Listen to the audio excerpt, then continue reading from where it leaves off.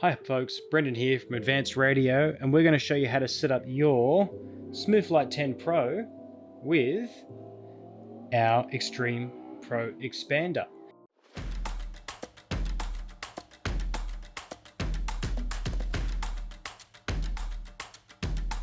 The same. So I've got my Xtreme set up here, I've got my two batteries plugged in, I've got my screen plugged in there, and I've got my receivers plugged in and bound. Now you'll notice quickly we do give downlink telemetry to the radio as well. So this is their dual battery telemetry. We also have voltage and capacity for Taba, and for Jetty, Spectrum, pretty much all brands we offer downlink telemetry from our Xtreme Pro system, our Smoothlight 16, our ARXL, and our EX Pro system as well. Anyway, moving on. We have the Xtreme Pro setup. We've got dual receivers, and I'll just go into the touchscreen display, and you can see that as I move on my radio, I have good signal coming out of my radio here. Now, with an Xtreme Pro, the default setup is 1-to-1. So I'll go into my main menu, go into my servo routing, and this is channel 1 from the radio. If you've seen my Xtreme Pro videos, you'll see how easy it is to set up. All you do is it's routed 1-to-1 from the radio, from channel 1 from the radio, SO1, 2 to 2, 3 to 3, so on and so forth. What this system allows us to do is, although it's pre-routed 1-to-1, we can freely assign the channels further up. So if you do want gang channels, you can do that with the Xtreme Pro, same as the Smoothlight 16, same with the ARXL. And what that allows you to do is means if you add a Smoothlight 10 Pro and SF10 Pro, you can actually get more channels out of your system. But I'll get onto that in just a little bit. What I'm going to do is show you how to connect up the SF10 Pro so you get the best results. I've got my included power cable, which is my XT32 2JR. I've got my two serial connections, and I've got my screen plugged in into my SF10 Pro. So now what I'm going to do is I'm going to connect up my serial connections. With the Taba, it's really easy because you can plug them into the S-Bus port, which is usually port 8 on these receivers, or you can run a wire lead out and run S-Bus 2 into them if you want to as well. So there's one receiver. There's two receivers.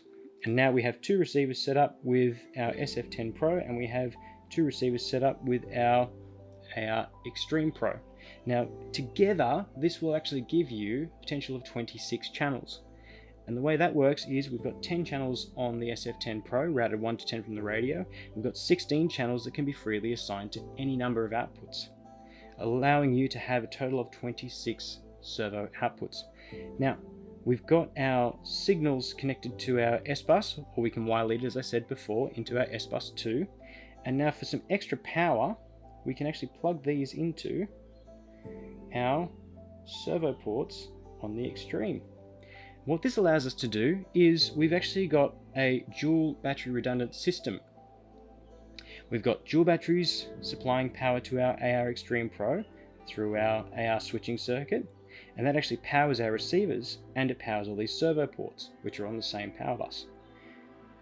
Out of our receivers, we've got dual connection, which gives you dual receiver redundancy, and it also helps to power the SF10 Pro. Now, we also can connect our SO1, SO2, which gives you dual battery redundancy, to the SF10 Pro. So with this whole system, you get a total of 26 channels. You get a system that is dual receiver redundant and dual battery redundant as well. And just to demonstrate that everything's working correctly, go into our input monitor. As I move my sticks, do it on both actually. As I move my sticks, everything is working the same. So now what I would do is I'd go through my setup process for my gyro channels from my 1-to-10. Very, very simple. I do have another video on this, but I'll run through really quickly. What you do is you push the little button that's hidden in there. The LED will flash blue. You pull your elevator stick back, let it go. It'll flash green, move your aileron stick right, let it go. It'll flash red, move your rudder stick right, let it go. Now it'll flash white. We flick our switch on and off. The system will go into calibration, and you're good to go. Now, because this is routed 1-to-10 on the Smoothlight 10 Pro, if we need more channels, we can just assign them out of the Xtreme Pro.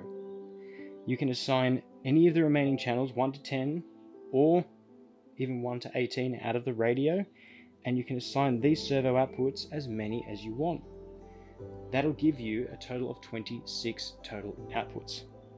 Now, if you do have an existing system, you can also add an SF10 Pro as an external device.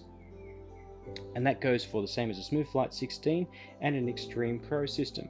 If you add an SF10 Pro to an Xtreme, you now have the ability to control a gyro, and you have gyro outputs. If you add it to a Smooth Flight, you have more gyro outputs, or you have essentially 2 gyros there. So you could set up your main flight controls on your Smooth Flight 16, and then you could set up your secondary controls, let's say your thrust vectoring, on the Smooth Flight 10 Pro, giving you huge flexibility with any model. Thanks for watching that video. If you liked what you saw and want more information, you can head over to our website boomerrc.com, or for the US site us.boomerrc.com. If you want more videos, you can check out our Facebook page Advanced Radio, or you can head over to our YouTube channel Rick Gel Boomer RC. Thanks guys, and stay tuned for more videos.